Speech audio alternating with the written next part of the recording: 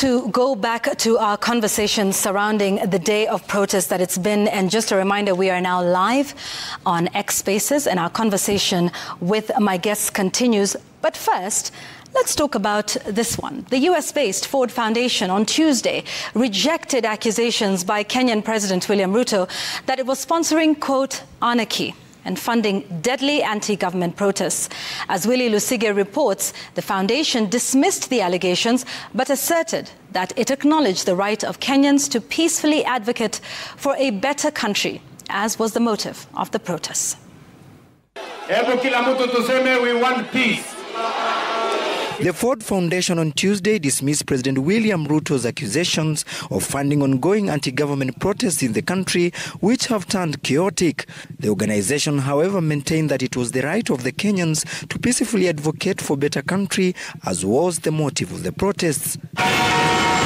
The Ford Foundation response to the president's assertions came a day after the head of state accused the US-based organization of funding violence and chaos in the country and added that Kenya will not descend into anarchy. And I want to call out those who are behind the anarchy in Kenya, those who are behind the sponsoring the chaos in the Republic of Kenya. Shame on them, because they are sponsoring violence against our democratic nation.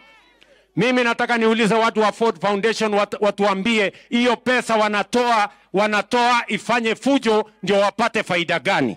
The foundation emphasized that it did not fund or sponsor the recent protest against the Finance Bill 2024.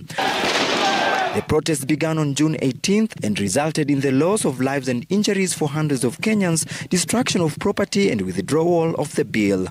Ford Foundation stating, and I quote, "While we acknowledge the right of Kenyans to peacefully advocate for a just and an equitable country, we repudiate any actions or speech that are hateful or advocate for violence against any institution, individual or community." The organization going ahead to state, "We did not fund or sponsor the recent protest against the finance bill and have a strictly nonpartisan policy in all our grant making," the foundation added. The foundation, with headquarters in New York, emphasized that it was committed to building its legacy spanning more than 60 years in the region to enable Kenyans unlock opportunities that benefit all.